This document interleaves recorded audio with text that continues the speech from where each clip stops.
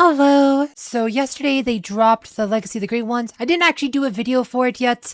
Usually I would, but I want to talk more about the shop stuff, because generally this event's all about getting red essences. Like, they had a few months ago. We've had a couple of Legacy of Great One events. It really is all about getting essences and stuff. But I want to talk more about like which heroes you should focus on for those essences. Like when you're buying your stuff, like, right, you want to buy the essences, you want to buy the um other stuff there, the shop here, the scrolls and the medals, is like, like, who do you want to put it on first, like who do you want to focus on. And you can buy bundles and stuff, like get you more coins if you need more coins, and if you don't, if, like I said, don't want to do all the quests or whatever. Like, and there are a lot of quests you can do pretty easily, like some of these level artifact, you have some low level heroes, they have a lot of great resources or something. Grays and greens, you might be able to just fill them out like this.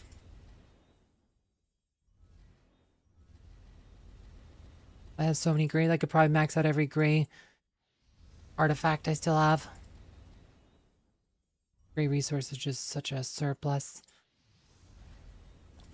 Like I said, you could just do this one. Pretty easy to get the quest progress on this one. On that one.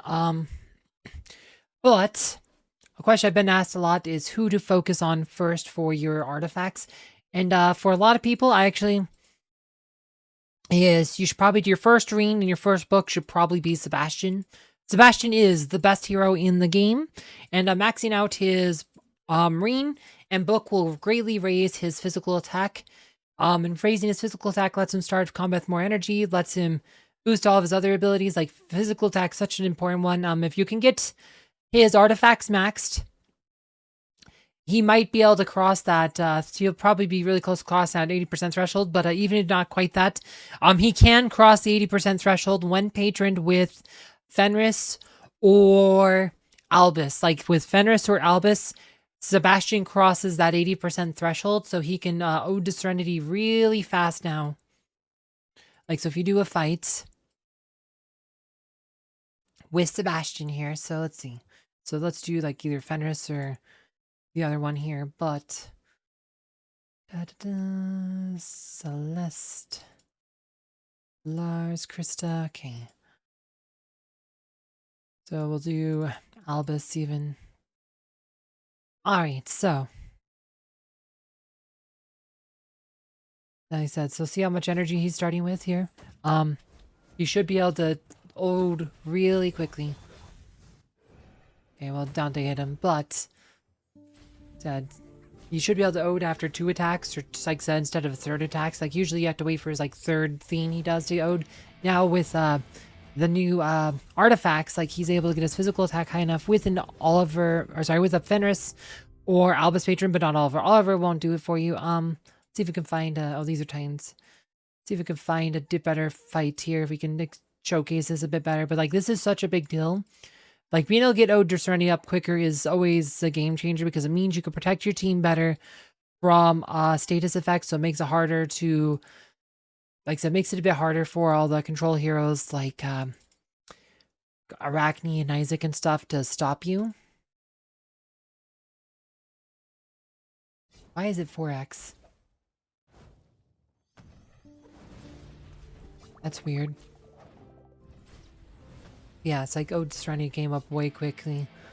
Right, and that's one of the things, like I said, with the faster, with more energy, it's like he's just that much closer to the threshold to being able to ode fast as possible. So if you maxed out his book and read, I haven't, like I said, it's like, it's going to be really close, but you might be able to actually cross that 80%, even with Oliver.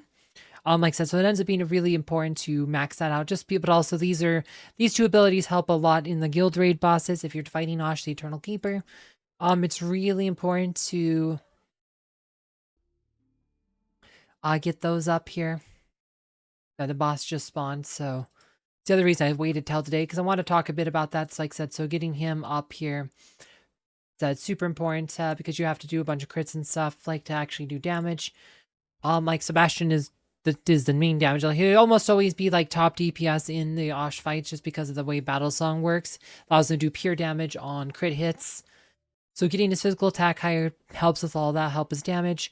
After that, though, who do you want to put your first essences on? I mean, it really depends, but for a lot of players, like if you're doing your web, you might want to do your artifact weapon on Aurora first. I probably should have did Sebastian's book before Aurora's, but I did her book first.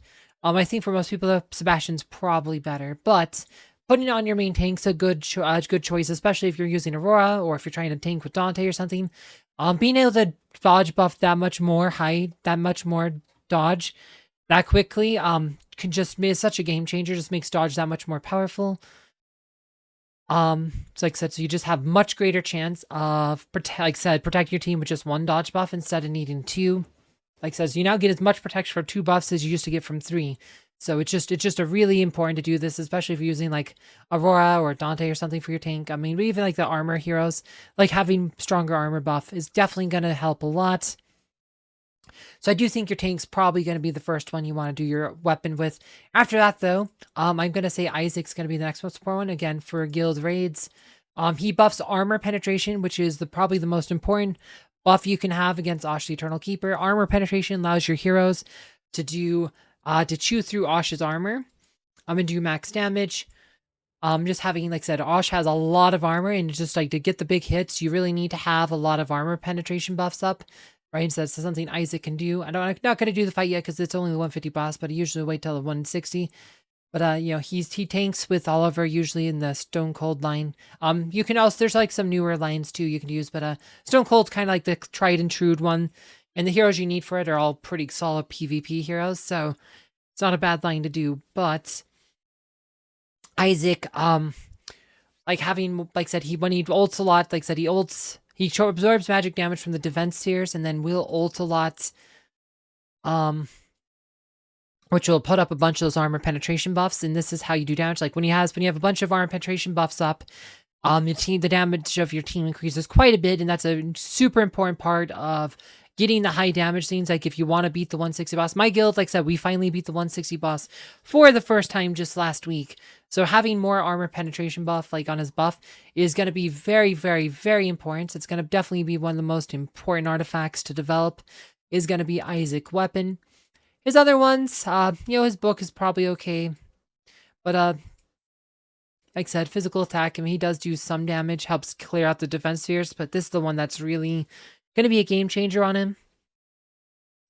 After that, though, it's like, it's the rest. A lot of these other ones aren't going to matter as much. Like Aurora, like if you're using main tank Aurora, you might want to do her ring eventually in her book. Like, your main tank's always going to be one of your more important heroes to develop. Like, so your main tank's always going to be high priority, but Sebastian, though, because he's most best hero in the game, both for raids and for PvP, definitely try to get his ring and book up high as you can, as soon as you can.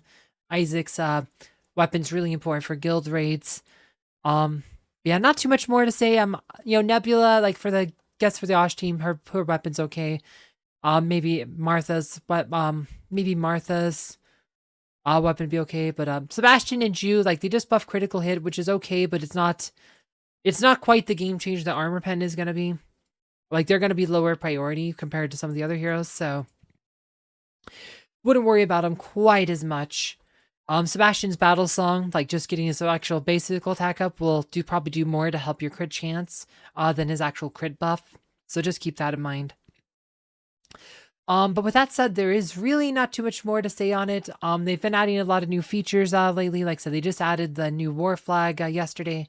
And if you want to see my video about the war flag, you can find that one out below. Thanks for watching.